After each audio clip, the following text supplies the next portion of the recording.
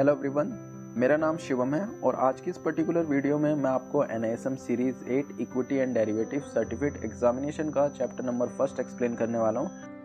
आइए स्टार्ट करते हैं चैप्टर के लर्निंग ऑब्जेक्टिव के साथ। इस चैप्टर को पढ़ने के बाद आपके पास एक बेसिक अंडरस्टैंडिंग आ जाएगी कि डेरिवेटिव क्या होते हैं, डेरिवेटिव के टाइप्स क्या होते हैं, हिस्ट्री एंड इवोल्यूशन क्या है डेरिवेटिव मार्केट की, सिग्निफिकेंस क्या है डेरिवेटिव मार्केट के, अगर कोई डेरिवेटिव ट्रेडिंग करता है या अगर आप डेरिवेटिव ट्रेडिंग करते हो तो उससे रिलेटेड रिस्क क्या क्या हो सकते हैं, ये सब चीज़ें आप इसी चैप्टर में सीखेंगे।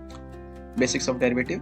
A derivative is a contract or a product whose value is derived from the value of some other asset known as the underlying. Derivatives are based on a wide range of underlying assets. This includes metals such as gold, silver, aluminum, copper, zinc, tin, lead, etc. Energy resources such as oil, crude oil products, coal, electricity, natural gas, etc.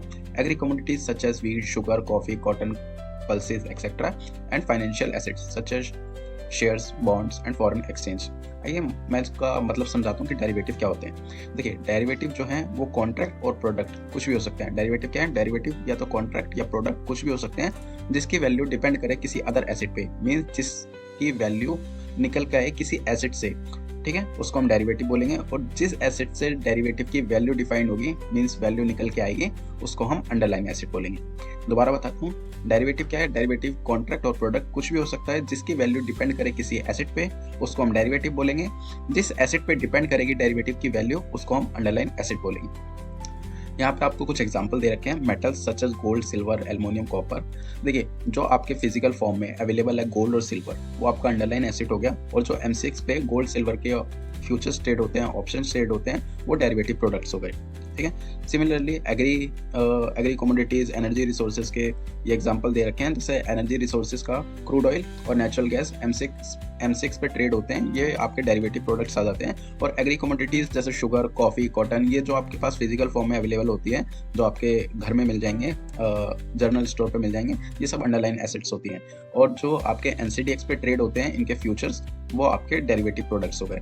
Financial assets में देखिए, shares का example लेते हैं। जैसे suppose आपने cash market में HDFC bank का एक शेयर बाय करा, तो वो आपका अंडरलाइन एसेट हो गया। और जो उसके डेरिवेटिव प्रोडक्ट्स हैं वो फ्यूचर एंड ऑप्शन हो गए, किसके? HDFC बैंक के। अगर HDFC बैंक का आपने फ्यूचर बाय करा तो वो डेरिवेटिव प्रोडक्ट्स है और अंडरलाइन उसका है HDFC बैंक का शेयर। जैसे जैसे HDFC बैंक के शेयर में प्राइस मूवमेंट आएगा, वैसे वैसे आपको डेरिवेटिव प्रोडक्ट्स में मूवमेंट देखने को मिलेगा, ठीक है। अब देखिए, history and evolution of derivative market. इसमें ऐसा समझाने लायक तो कुछ नहीं है, अभी के लिए इसको स्किप करते हैं। इसको चैप्टर के लास्ट में पढ़ेंगे, जब आपको पता लग जाएगा कि डेरिवेटिव क्या होते हैं, डेरिवेटिव के टाइप्स क्या होते हैं, फ्यूचर, ऑप्शन, स्वैप्स क्या होते हैं। देन आप एक बार इसको खुद गो थ्रू भी करेंगे ना, तो आपके लिए बहुत ईजी हो जाएगा अंडरस्टैंड करना हिस्ट्री एंड इवोल्यूशन क्या है डेरिवेटिव मार्केट की।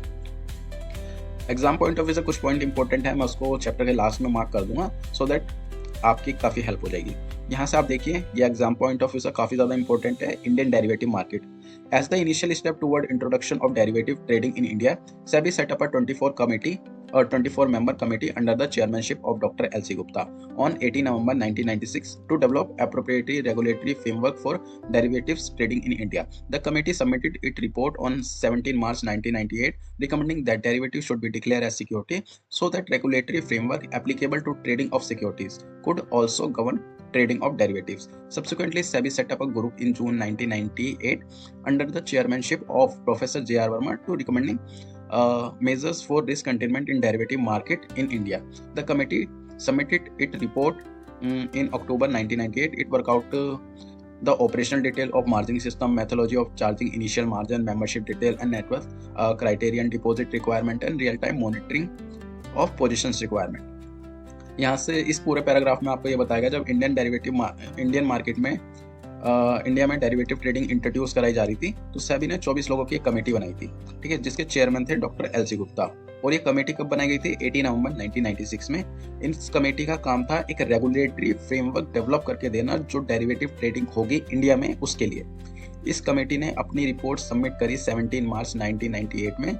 उस रिपोर्ट में इन्होंने ये बताया, जो डेरिवेटिव है उसे एज अ सिक्योरिटी डिक्लेयर करा जाए, ताकि जो रूल्स एंड रेगुलेटरी है सिक्योरिटीज के, वो डेरिवेटिव ट्रेडिंग पे एप्लीकेबल हो सके। दोबारा बताता हूँ, जब इंडिया में डेरिवेटिव ट्रेडिंग इंट्रोड्यूस कराई जा रही थी, तो सेबी ने 24 लोगों की एक कमेटी बनाई थी, जिसके चेयरमैन थे डॉक्टर LC गुप्ता। और ये कमेटी 18 नवंबर 1996 में बनाई गई थी। इस कमेटी का काम था एक रेगुलेटरी फ्रेमवर्क, मतलब रूल्स एंड रेगुलेशन बना के देना जो डेरिवेटिव ट्रेडिंग इंडिया में होगी उसके लिए। इस कमेटी ने 17 मार्च 1998 में अपनी रिपोर्ट सबमिट करी और उसमें इन्होंने ये रिकमेंड करा जो डेरिवेटिव है उसे एज अ सिक्योरिटी डिक्लेयर कर दिया जाए ताकि जो सिक्योरिटीज के रूल्स एंड रेगुलेशन है, लॉ है, वो एप्लीकेबल हो सके डेरिवेटिव ट्रेडिंग पे। ठीक है, सेबी ने एक ग्रुप और बनाया था जून 1998 में जिसके चेयरमैन थे प्रोफेसर जे.आर. वर्मा। इस ग्रुप का जो काम था मेनली जो डेरिवेटिव ट्रेडिंग होगी उससे रिलेटेड रिस्क क्या क्या हो सकते हैं उस पर काम करके देना। इस ग्रुप ने जो प्रोफेसर जे.आर. वर्मा थे इन्होंने अपनी जो रिपोर्ट सबमिट करी वो अक्टूबर 1998 में करी और उसमें इन्होंने ये बताया कि जो डेरिवेटिव ट्रेडिंग होगी उस पर कैसे मार्जिनिंग सिस्टम होना चाहिए, रियल टाइम अगर आपने कोई डेरिवेटिव पोजीशन चल रही है तो आपका रियल टाइम मॉनिटरी सिस्टम क्या होना चाहिए। ठीक है, आपकी पोजीशन कैसे मॉनिटर करेंगे जो सेबी एक्सचेंज वगैरह जो है। ठीक है, डिपॉजिट रिक्वायरमेंट क्या होना चाहिए, ये सब चीज़ें प्रोफेसर जे.आर. वर्मा की कमेटी ने, ग्रुप ने अपनी रिपोर्ट में सबमिट करा। अब देखिए यहाँ पे 1999 the Securities Contract Regulation Act was amended to include derivatives within the domain of securities and a regulatory framework was developed for governing derivatives trading. In March 2000 the government repealed a 3-decade-old notification which prohibited forward trading in securities. मैं आपको यहाँ से यहाँ तक पूरा explain कर देता हूँ ये है क्या। In 1999 Securities Contract Regulation Act, इस एक्ट में डिफाइन है सिक्योरिटीज का मतलब। ठीक है, जो वर्ड है सिक्योरिटीज इसका मतलब डिफाइंड है, मींस कौन कौन सी एसेट क्लास को हम सिक्योरिटीज बोल सकते हैं। जैसे सिक्योरिटीज में आपका 1999 से पहले जो सिक्योरिटी वर्ड इंक्लूड करता था वो था आपका equity share, preference share, corporate bonds, government securities, debentures, ठीक है, टी बिल्स, ये सब जो है डिफाइंड था सिक्योरिटी वर्ड के अंदर कि ये सब आपकी सिक्योरिटीज है। अब इस एक्ट को अमेंड करा गया 1990 वर्ड में, इस वर्ड को अमेंड करा गया और इसमें डेरिवेटिव वर्ड को इंक्लूड करा गया। क्यों करा गया? क्योंकि जो डॉक्टर एल.सी. गुप्ता जब इंडिया में डेरिवेटिव ट्रेडिंग इंट्रोड्यूस कराई गई थी तो सेबी ने 24 लोगों की कमेटी बनाई थी जिसके चेयरमैन थे डॉक्टर एल.सी. गुप्ता। उसमें इन्होंने ये रिकमेंड करा था जो डेरिवेटिव है उसे एज अ सिक्योरिटी डिक्लेयर करा जाए ताकि जो रूल्स एंड रेगुलेशन है सिक्योरिटीज के वो डेरिवेटिव ट्रेडिंग पे एप्लीकेबल हो सके। तो इस वजह से इस एक्ट में सिक्योरिटी वर्ड को अमेंड करा गया और उसमें डेरिवेटिव वर्ड को इंक्लूड करा गया। अब जो रूल्स एंड रेगुलेशन है वो डेरिवेटिव ट्रेडिंग पे एप्लीकेबल हो सके। और मार्च 2000 में गवर्नमेंट ने एक नोटिफिकेशन, 30 साल पहले एक नोटिफिकेशन थी उसको विड्रॉ करा। अब उसको विड्रॉ क्यों करा गया? क्योंकि उस नोटिफिकेशन में ये था जो फॉरवर्ड ट्रेडिंग है वो प्रोहिबिटेड थी सिक्योरिटीज की। अब फॉरवर्ड क्या होता है? फॉरवर्ड डेरिवेटिव का एक टाइप होता है। फॉरवर्ड, फ्यूचर, ऑप्शन, स्वैप्स, ये डेरिवेटिव के टाइप होते हैं। तो अगर आप सिक्योरिटी की ट्रेडिंग कर रहे हो तो आपने यहाँ तो नोटिफिकेशन, यहाँ तो अमेंडमेंट कर दिया, लेकिन आपके नोटिफिकेशन जो है आपने यहाँ पे जो प्रोहिबिटेड कर रखा है फॉरवर्ड ट्रेडिंग, तो ये अलाउ नहीं करेगा। तो इस वजह से इस नोटिफिकेशन को विड्रॉ करा गवर्नमेंट ने मार्च 2000 में। इंडिया में first time exchange traded derivative की ट्रेडिंग कब स्टार्ट हुई? Exchange traded derivative started in India June 2000 में स्टार्ट हुई। फिर SEBI permitting BSE and NSE to introduce equity derivative segment to begin with SEBI approved trading in index future contracts based on Nifty and Sensex। देखिए मैं आपको clear करता हूँ पूरा paragraph क्या है। SEBI ने परमिशन दी BSE और NSE। ये BSE और NSE क्या है? Bombay stock exchange and national stock exchange. NSE पे 3000 से ज़्यादा कंपनी लिस्टेड है और BSE पे 5000 से ज़्यादा कंपनी लिस्टेड है। तो जब इनको परमिशन मिली तो इन्होंने अपने डेरिवेटिव टाइप्स में इंडेक्स फ्यूचर कॉन्ट्रैक्ट इंट्रोड्यूस कराए गए ट्रेडिंग के लिए। ठीक है, इंडेक्स फ्यूचर्स क्या होते हैं? फ्यूचर्स देखिए डेरिवेटिव का टाइप्स होते हैं, फ्यूचर, फॉरवर्ड, ऑप्शन, स्वैप्स, ये डेरिवेटिव का टाइप्स होते हैं। और इंडेक्स क्या होता है? इंडेक्स एक मेजरमेंट टूल होता है जो किसी जो कंपनियों के ग्रुप से बनता है। Means index is a group collection of a company, और ग्रुप ऑफ अ कंपनी, एक जो ग्रुप ऑफ अ कंपनी है वो सिमिलर काइंड की भी हो सकते हैं, मीन्स सिमिलर सेक्टर की भी हो सकती हैं और डिफरेंट सेक्टर्स की भी हो सकती हैं। कुछ इंडेक्सेस के नाम बता देता हूँ, जैसे आपका ये नाम है निफ्टी एंड सेंसेक्स, ये इंडेक्सेस के नेम है। इंडेक्सेस का मेन काम क्या होता है? ये मेजरमेंट टूल होता है। और इंडेक्सेस बहुत तरीके के होते हैं, जैसे आपका फिन निफ्टी हो गया, बैंक निफ्टी हो गया, स्मॉल कैप हो गया और मिड कैप निफ्टी हो गया, निफ्टी 50, सेंसेक्स, बैंक एक्स, ठीक है, निफ्टी नेक्स्ट 50, ये सब इंडेक्सेस के नेम है और इनका अलग अलग रोल होता है मार्केट में। NSE पे 3000 से ज़्यादा कंपनी लिस्टेड हैं, उनमें से टॉप 50 कंपनी जिनका मार्केट कैपिटलाइजेशन सबसे ज़्यादा है, उनका एक ग्रुप है जिसको निफ्टी 50 बोलते हैं। ये वो एक इंडेक्स है टॉप 50 कंपनीज का जिनका मार्केट कैपिटलाइजेशन सबसे ज़्यादा है, उसको निफ्टी 50 बोलते हैं। सिमिलरली जो BSE पे 5000 से ज़्यादा कंपनी लिस्टेड है, उसमें जो टॉप 30 कंपनी होती है मार्केट कैपिटलाइजेशन के हिसाब से, उसको सेंसेक्स बोलते हैं। इंडेक्स में किसी कंपनी को इंक्लूड कर रहे हो तो और क्राइटेरिया और होते हैं। अभी मैंने आपको ईजी अंडरस्टैंडिंग के लिए बताया है कि निफ्टी पे 3000 से ज़्यादा जो कंपनी लिस्टेड है उसमें से टॉप 50 कंपनी जिनका मार्केट कैपिटलाइजेशन सबसे ज़्यादा है उन 50 कंपनियों को मिला के एक इंडेक्स बनता है, जिस इंडेक्स का नाम निफ्टी 50 है। ठीक है, सिमिलरली आपका सेंसेक्स में टॉप 30 कंपनी आती हैं जो BSE पे लिस्टेड है, जिनका मार्केट कैपिटलाइजेशन बाकी कंपनियों से ज़्यादा है। अब इंडेक्स में जो कंपनीज हैं वो चेंज भी होती रहती है, मीन शफल भी होती रहती है। कोई कंपनी अच्छा परफॉर्म नहीं कर रही तो उसको चेंज करके जो कंपनी अच्छा परफॉर्म कर रही है, जिसका मार्केट कैपिटलाइजेशन बीट कर चुका है उस मार्केट कैपिटलाइजेशन को, वो चेंज भी होते रहते हैं। ठीक है, तो ऐसा कुछ नहीं है कि और जो टॉप 50 कंपनी है वो हमेशा टॉप 50 ही रहेंगी, वो शफल भी होती रहती है, मीन्स चेंज भी होती रहती है टाइम टू टाइम मार्केट के अकॉर्डिंग। ठीक है, अब सिमिलरली जैसे आपका बैंक निफ्टी है, उसमें सिर्फ बैंकों जितनी बैंकिंग की कंपनी है उसका एक इंडेक्सेस है।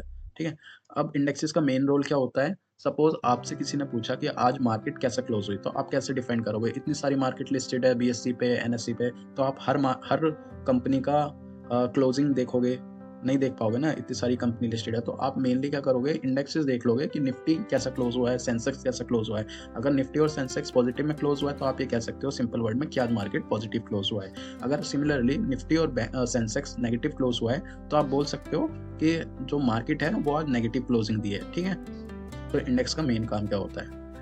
और जो फर्स्ट टाइम ट्रेडिंग इंट्रोड्यूस हुई वो जून 2000 में हुई, फ्यूचर कॉन्ट्रैक्ट से स्टार्ट हुई थी डेरिवेटिव ट्रेडिंग इंडिया में। फिर इंडेक्स के जो ऑप्शंस होते हैं उनकी भी ट्रेडिंग स्टार्ट हुई जून 2001 में। फिर उसके बाद धीमे धीमे इवोल्यूशन आता गया। इंडिविजुअल स्टॉक्स जो होते हैं, जैसे आपका HDFC बैंक हो गया, रिलायंस हो गया, कोल इंडिया हो गया, स्विगी हो गया, इनके इंडिविजुअल जो स्टॉक्स होते हैं इनके ऑप्शन इंट्रोड्यूस कराए गए ट्रेडिंग के लिए जुलाई 2001 में। फिर इंडिविजुअल स्टॉक्स के फ्यूचर इंट्रोड्यूस कराए गए नवंबर 2001 में। ठीक है, सबसे पहले आपके जो ट्रेडिंग स्टार्ट हुई वो किससे हुई? इंडेक्सेस के फ्यूचर से 2000 में। फिर इंडेक्सेस के ऑप्शन जून 2001 में। फिर इंडिविजुअल स्टॉक्स के ऑप्शन जुलाई 2001 में।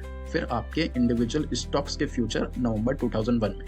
जो एक अदर जो BSE और NSE एक्सचेंजेस हैं, इसके अलावा एक एक्सचेंज और है जिसको metropolitan stock exchange of India भी बोला जाता है। इस पर डेरिवेटिव ट्रेडिंग कब स्टार्ट हुई? फरवरी 2030 में। अभी MSCI का जो एक्सचेंज है ये आपको इतना एक्टिव नहीं मिलेगा, क्योंकि इतना एक्टिव है नहीं, इस पर लिक्विडिटी नहीं होती। अभी कुछ टाइम बाद आपको हो सकता है जैसे NSE और BSE पे लिक्विडिटी देखने को मिल रही है, वैसे आपको MSCI पे भी देखने को मिली। देखो, मेरा मेन मोटिव ये है, मैं आपको बीच बीच में कुछ वर्ड्स के मतलब बता रहा हूँ, कुछ एक्स्ट्रा एक्सप्लेन कर रहा हूँ। तो मेरा मेन मोटिव ये है कि आप सिर्फ अपनी नॉलेज को इन्हेंस करने पे फोकस कीजिए। अगर आपको सिर्फ मोटिव यही है कि आपको सिर्फ ये एग्जाम क्लियर करना है, तो ऑनेस्टली मैं बताऊँ आपको, आप कोई मॉक में इनरोल कीजिए, आप उसका मल्टीपल टाइम्स बार प्रैक्टिस कीजिए, देन आप एग्जाम में अपेयर करेंगे, वही सेम क्वेश्चन रिपीट होते हैं, आप उसको क्लियर कर लेंगे। लेकिन आपको क्या है कि आपने एक रट के एग्जामिनेशन क्लियर करा है। अगर आप इसको अंडरस्टैंडिंग के साथ क्लियर करोगे तो ये आपके लॉन्ग टर्म आपके करियर में बहुत ज़्यादा हेल्प करेगा। ठीक है, अगर आपके पास सर्टिफिकेट आ गया, आपने मॉक टेस्ट रट के इस एग्जाम को क्लियर भी कर लिया, आप सर्टिफिकेट लेके मार्केट में घूमोगे, आपको इजीली जॉब नहीं मिलेगी। जब आप जॉब के लिए जाओगे, HR आपसे क्वेश्चन करेगा, आपको आंसर करना पड़ेगा। अगर आपका आंसर सेटिस्फाई नहीं है तो हो सकता है आपको लोअर पैकेज मिले, मतलब कम सैलरी मिले एज कम्पेयर टू अदर। ठीक है, तो मेन मोटिव ये है कि अगर आपको जॉब भी मिल जाएगी, आप सस्टेन नहीं कर पाओगे। विदाउट नॉलेज आप मार्केट में सर्वाइव नहीं कर पाओगे। अगर आप स्टॉक मार्केट में आ रहे हो, आपके पास अंडरस्टैंडिंग होनी चाहिए काफ़ी ज़्यादा, आपके पास नॉलेज होनी चाहिए। ठीक है, जब तक नॉलेज नहीं होगी आपको जॉब मिल भी जाएगी, आप सस्टेन नहीं कर पाओगे, आपको स्विच करनी पड़ेगी, मल्टीपल टाइम बाद स्विच करनी पड़ेगी। आपको एक पॉइंट ऑफ व्यू आएगा जब आप इतनी कंपनी स्विच कर जाओगे तो HR भी सोचेगा कि इसको इतनी जल्दी कंपनी स्विच कर रहा है, कहीं ना कहीं इसको प्रॉब्लम होगी, फिर आपको जॉब मिलने में भी इशू आएगा। वहीं अगर आपने इस पूरे सीरीज़ को समझ के करा है, अंडरस्टैंडिंग के साथ करा है, अपनी नॉलेज को इन्हेंस करके पढ़ा है, ठीक है, तो ये आपके लॉन्ग टर्म में भी काफ़ी ज़्यादा हेल्प करेगा। HR आपसे क्वेश्चन पूछेगा, आप उसका आंसर दोगे, HR को पसंद आएगा। हो सकता है कि आपकी सैलरी काफ़ी ज़्यादा हाइक पे मिल जाए, आपको सैलरी का जो CTC है काफ़ी ज़्यादा अच्छा ऑफर करा जाए as compared to other, and आप जॉब भी सस्टेन कर पाओगे, आपको बहुत ज़्यादा मोटिवेशन मिलेगा।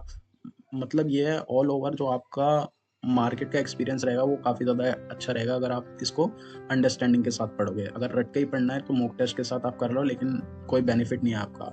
आज की डेट में मैंने product in the derivative market बोल लीजिए, आप type in the derivative market बोल दीजिए। तो पहला टाइप है, पहला प्रोडक्ट है वो है forward is a contractual agreement between two parties to buy and sell underline asset at a certain future date for a particular price that is pre decided on the date of contract. Both the contracting parties are committed and obliged to honor the transaction irrespective of the price of the underlying asset at the time of delivery. Since forward are negotiated between two parties, the term and condition of contracts are customized. These are over the counter OTC contracts. इसका मतलब क्या है, देखिए forward क्या है, forward derivative का एक type है। ये कॉन्ट्रेक्चुअल एग्रीमेंट है दो लोगों के बीच में, दो लोगों के किन के बीच में, बायर और सेलर के बीच में कॉन्ट्रेक्चुअल एग्रीमेंट है किसी अंडरलाइन एसेट के लिए, ठीक है। किसी फ्यूचर डेट को ये फुलफिल होगा, मीन्स परफॉर्म होगा, लेकिन जो उसका प्राइस है वो आज ही डिसाइड होगा जब ये कॉन्ट्रैक्ट में एंटर करेंगे। मीन्स जब बायर सेलर एक कॉन्ट्रैक्ट में एंटर करेंगे किसी अंडरलाइन एसेट के लिए, तो फ्यूचर में परफॉर्म होगा, लेकिन प्राइस उसका तभी डिसाइड होगा जब वो कॉन्ट्रैक्ट कर रहे हैं। मीन्स प्रेजेंट में उनका प्राइस डिसाइड हो रहा है किसी फ्यूचर एसेट की डिलीवरी के लिए।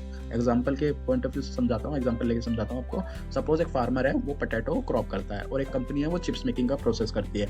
अब जो चिप्स मेकिंग का प्रोसेस करती है, मैन्युफैक्चरिंग करती है, उनके यहाँ पे जो प्रोडक्ट मैनेजर है उनको लगता है कि ये पोटैटो के प्राइस आफ्टर 6 मंथ बाद हाइक पे चले जाएंगे, ठीक है। तो ये फार्मर के पास जाते हैं, फार्मर से बोलते हैं देखिए आप पोटैटो क्रॉप करते हो, जब आप इनका हार्वेस्ट करोगे तो आप हमको सेल कर दीजिएगा, क्योंकि आप मार्केट में सेल करोगे उससे बढ़िया है आपको सेलर ढूंढना पड़ेगा। हम आपसे बोलते हैं कि हम आपको बाय कर देंगे, जो भी आपका प्राइस है वो हम आपको पे कर देंगे। सपोज आज पोटैटो का प्राइस चल रहा है 20 रुपीज़ पर केजी के हिसाब से पोटैटो का प्राइस चल रहा है, तो इन्होंने 22 रुपीज़ के हिसाब से, 25 रुपीज़ के हिसाब से आज प्राइस लॉक कर लिया कि फ्यूचर में जो भी प्राइस होगा, फ्यूचर का जो भी प्राइस है वो सपोज आज हमने फिक्स कर लिया 25 रुपीज़ है। तो अब जो फ्यूचर पे डिलीवरी का टाइम आएगा, जब हार्वेस्टिंग का टाइम आएगा, तो फार्मर जितने टाइम पे इन्होंने कॉन्ट्रैक्ट करा है 25 रुपये पर केजी के हिसाब से मैन्युफैक्चर फार्मर को पे कर देगा, और फार्मर जितने भी पोटैटो हैं वो इनको हैंड ओवर कर देंगे। तो बेसिकली ये है कॉन्ट्रैक्चुअल एग्रीमेंट, ठीक है।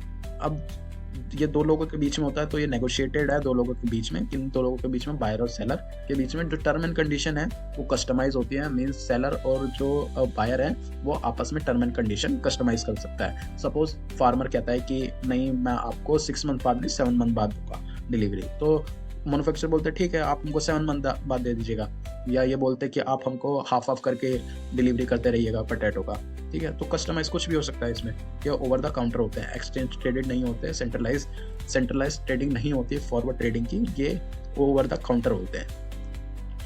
फॉरवर्ड क्या है, ओवर द काउंटर। ये क्वेश्चन बनता है कि फॉरवर्ड ओवर द काउंटर होते हैं या एक्सचेंज ट्रेडेड होते हैं, तो ये ओवर द काउंटर ट्रेडेड होते हैं। देखिए ये है फॉरवर्ड कॉन्ट्रैक्ट, जो भी मैंने आपको बताया। फॉरवर्ड कॉन्ट्रैक्ट दोबारा बता देता हूँ मैं आपको क्या है। फॉरवर्ड कॉन्ट्रैक्ट एक कॉन्ट्रेक्चुअल एग्रीमेंट है बायर और सेलर के बीच में, मतलब दो लोगों के बीच में कॉन्ट्रेक्चुअल एग्रीमेंट होता है किसी अंडरलाइन एसेट के लिए जिसकी डिलीवरी फ्यूचर डेट में होगी, बट जिसका प्राइस है वो तभी डिसाइड होता है जब कॉन्ट्रैक्ट करता है बायर और सेलर, ठीक है। अब इसमें जो ऑब्लिगेशंस होती हैं दोनों पार्टी कमिटेड होती हैं, मींस लीगली बाउंड होती हैं अपने ऑब्लिगेशंस को परफॉर्म करने के लिए। मींस अगर कोई भी पार्टी बायर एंड सेलर में से कोई भी अगर अपने ऑब्लिगेशन परफॉर्म नहीं करता तो वो लीगली बाउंड हो जाता है, तो उसका जो काउंटर पार्टी है वो उसको लीगली स्यू कर सकता है। ये ओवर द काउंटर होते हैं और इनकी जो टर्म एंड कंडीशन है वो कस्टमाइज होते हैं। ये नेगोशिएट होते हैं दो लोगों के बीच में, मींस बायर और सेलर के बीच में नेगोशिएट होते हैं, ओवर द काउंटर ट्रेड होते हैं और कस्टमाइज होते हैं रूल्स, ठीक है। फ्यूचर क्या है, फ्यूचर अब देखिए फ्यूचर्स मैं आपको बता देता हूँ। अब फ्यूचर ये सेकंड टाइप है डेरिवेटिव का। A future is a contract similar to forward, except that the deal is made through an organized and regulated exchange rather than being negotiated directly between two parties. Futures are also standardized contract in terms of their lot size, maturity date, etc., so that they can trade on the exchange. Indeed, we may say futures are exchange traded forward contract. मतलब हम ये बोल सकते हैं जो future है वो exchange traded forward है। सिमिलरली है, फॉरवर्ड की तरह ही होता है, दो लोगों के बीच में होता है, ठीक है। सिमिलर है फॉरवर्ड के, बट इसमें जो ये ऑर्गेनाइज और रेगुलेटरी एक्सचेंज पे ट्रेड होता है, ठीक है। फॉरवर्ड क्या है, दो लोगों के बीच में डायरेक्टली ट्रेड होता है, बट जो फ्यूचर है ये एक्सचेंज पे ट्रेड होता है। सपोज आपने कोई स्टॉक बाय करा तो आप एक्सचेंज से बाय कर रहे हो, आपको नहीं पता सेलर कौन है। अगर आप कोई स्टॉक सेल कर रहे हो तो आपको नहीं पता बायर कौन है, आप सिर्फ एक्सचेंज को जानते हो, आप अपना ऑर्डर एक्सचेंज में प्लेस करते हो, तो ये फ्यूचर होते हैं, ठीक है। फ्यूचर आर ऑल्सो स्टैंडर्डाइज, मतलब वहाँ पे क्या था, वो कस्टमाइज था, दो लोगों के बीच में हो रहा है, तो दो लोगों के बीच में कॉन्ट्रैक्ट हो रहा है, तो वो अपने टर्म एंड कंडीशन अपने हिसाब से चेंज कर सकते हैं, मॉडिफाई कर सकते हैं। बट यहाँ पे जो टर्म एंड कंडीशन है वो स्टैंडर्डाइज होते हैं, मतलब फिक्स होते हैं, आप इसमें चेंज नहीं कर सकते। अगर आपको रिलायंस का फ्यूचर बाय करना है तो उसका जो लॉट साइज है 500 का है, 500 का लॉट साइज है। मींस अगर रिलायंस का आप फ्यूचर बाय कर रहे हो तो उसका जो लॉट साइज है वो 500 का है, 500 शेयर का लॉट साइज है। आपको एक लॉट बाय करना पड़ेगा मिनिमम, मींस आपको 500 शेयर बाय करने पड़ेंगे, ठीक है। और मेच्योरिटी डेट, जो मेच्योरिटी डेट होती है वो भी फिक्स होती है सबके लिए, तो स्टैंडर्डाइज कॉन्ट्रैक्ट होता है, इसमें टर्म एंड कंडीशन और लॉट साइज, मैच्योरिटी रेट सब फिक्स होता है, रूल्स रेगुलेशन सब फिक्स होता है। मीन्स अगर कोई पार्टी मीन्स आपने बाय करा और आपने पूरा पैसा पे नहीं करा डिलीवरी के टाइम पे, शेयर्स की डिलीवरी के टाइम पे, तो आपको लीगली बाउंड आप भी होंगे, लीगली बाउंड होंगे। सिमिलरली अगर किसी और ने भी बाय करा था, अब उसने पूरी पेमेंट नहीं करी है मैच्योरिटी पे, सेम रूल्स एंड रेगुलेशन उसके ऊपर भी एप्लीकेबल होंगे। मीन्स रूल्स एंड रेगुलेशन सब पे सेम होंगे, क्योंकि ये जो टर्म एंड कंडीशन है वो सबके लिए फिक्स होता है, स्टैंडर्डाइज होता है। लॉट साइज, मैच्योरिटी डेट सब फिक्स होता है, और ये एक्सचेंज पे ट्रेडेड होते हैं। जो फॉरवर्ड कॉन्ट्रैक्ट होते हैं वो एक्सचेंज पे ट्रेडेड होते हैं। फॉरवर्ड क्या होते हैं? फॉरवर्ड OTC कॉन्ट्रैक्ट होते हैं, वो एक्सचेंज पे ट्रेड नहीं होते। ऑप्शंस क्या होते हैं? ऑप्शंस डेरिवेटिव का थर्ड टाइप होता है, मतलब सीक्वेंस दे दिया मैंने। ऑप्शंस जो है डेरिवेटिव का टाइप होता है। And option is a contract that gives the right but not obligation to buy or sell the underline on or before a stated date that is stated price. Fixed price और fixed date, आप इसको ऐसे समझिए। देखिए option जो है, options आपको right देता है बट ऑब्लिगेशन क्रिएट नहीं करता। मीन्स अगर आपने एग्जांपल के हिसाब से समझाता हूँ मैं, आपने एक प्रॉपर्टी के लिए किसी प्रॉपर्टी डीलर से बोला कि आप प्रॉपर्टी बाय करना चाहते हो, उसने आपको प्रॉपर्टी दिखाई और आपको प्रॉपर्टी पसंद आ गई। अब आपने टोकन में प्रॉपर्टी का जो पूरा प्राइस था, फुल एंड फाइनल अमाउंट था प्रॉपर्टी का, वो 50 लाख रुपीज़ था। आपने प्रॉपर्टी को होल्ड करने के लिए, जिसे हम टोकन मनी बोलते हैं, आपने 50,000 रुपीज़ दे दिए। तो प्रॉपर्टी डीलर ने बोला ठीक है, अब आप मेरे को इतने टाइम बाद, मतलब जो भी आपका टर्म है, मैच्योरिटी है, कितने टाइम में आपको बाकी का पैसा पे करना है वो आपने फिक्स कर लिया, आपने एग्रीमेंट बनाया। अब सपोज अब आपके घर के बराबर में जो आपने प्रॉपर्टी देखी है, अब आपके प्रॉपर्टी के बराबर में MCD ने ये अनाउंस कर दिया कि यहाँ एक गार्बेज हाउस बनेगा, मतलब कूड़ा घर बनेगा। तो अब आपकी प्रॉपर्टी की जो वैल्यू है वो डेप्रिशिएट हो गई। जो 50 लाख रुपए की वैल्यू थी प्रॉपर्टी की, अब वो डेप्रिशिएट होकर 30 लाख रुपीज़ की वैल्यू बची। क्या आप अपनी प्रॉपर्टी, अपना राइट एक्सरसाइज करोगे? आप प्रॉपर्टी को बाय करोगे? तो आप क्या करोगे? जो आपने 50,000 का टोकन मनी दिया है, आप उसको भूल जाओगे, आप उसको छोड़ दोगे। आप बोलोगे कि ये भाई 50,000 आप रख ले सेलर को, लेकिन मेरे को प्रॉपर्टी बाय नहीं करनी। ठीक है। सिमिलरली अगर प्रॉपर्टी के बराबर में कोई प्रॉपर्टी की जगह है जो आपकी, वहाँ से कोई हाईवे का अनाउंस हो गया, गवर्नमेंट ने बोला कि यहाँ पे हाईवे बनाया जाएगा और जितनी भी प्रॉपर्टी हैं, जिनकी भी प्रॉपर्टी होल्डर है, उनको पैसे दिए जाएंगे 6 टाइम 5 टाइम। तो आप प्रॉपर्टी बाय करोगे, अपना राइट एक्सरसाइज करोगे, आप भागते भागते प्रॉपर्टी खरीदने जाओगे, क्योंकि आपको सिमिलरली सेम प्राइस में 6 टाइम्स 5 टाइम्स ज़्यादा बेनिफिट हो रहा है। तो ऑप्शंस आपको ऐसा ही राइट देते हैं, ऑप्शंस आपको राइट देते हैं बट ऑब्लिगेशन नहीं देते। मतलब आप अपना राइट चाहे तो परफॉर्म कर सकते हो, बट आपके ऊपर लीगली बाउंडेशन नहीं है कि आपको परफॉर्म करना ही पड़ेगा। ये आपके हाथ में है कि आप अपना राइट परफॉर्म करना चाहते हो, एक्सरसाइज करना चाहते हो। लेकिन अगर आप ऑप्शन सेल कर रहे हो तो आप बाउंड होते हो, मतलब आपके ऊपर लीगली ऑब्लिगेशंस होती है। ठीक है। ये बायर को जो ऑप्शंस है वो बायर के लिए है benefit. Means options is a contract that gives the right but not obligation to buy or sell underline asset. ठीक है। व्हेन वाइल बायर, जो बायर होता है वो ऑप्शन प्रीमियम पे करता है, जो सेलर होता है वो ऑप्शन प्रीमियम रिसीव करता है। ठीक है। और जो सेलर होता है वो लीगली बाउंड होता है इसमें, और जो ऑप्शंस का बायर होता है वो उसके पास राइट होता है बट ऑब्लिगेशन, लीगली बाउंड नहीं होता वो। ठीक है। स्वैप्स क्या होता है? स्वैप्स देखिए दो लोगों के बीच में कॉन्ट्रैक्ट होते हैं, जैसे कैश फ्लो होता है ना, आप ये समझिए जो करेंसी ट्रेड होती है, एक्सचेंज, दो करेंसी के पेयर जो ट्रेड होते हैं, अब उसमें मूवमेंट आता रहता है, जैसे USD INR है, इनके प्राइस में अप एंड डाउन आता है। तो बड़ी बड़ी कंपनीज क्या होती हैं जो बाहर से इंपोर्ट एक्सपोर्ट करती हैं, तो वो प्राइस फिक्स करने के लिए स्वैप्स में एग्रीमेंट कर लेती हैं। तो उसमें क्या होता है, करेंसी का प्राइस, कमोडिटी का प्राइस फिक्स हो जाता है। मतलब जो भी अगर प्राइस में अप एंड डाउन आएगा करेंसी के या कमोडिटी या इंटरेस्ट रेट के, तो ये इससे हेज हो जाता है।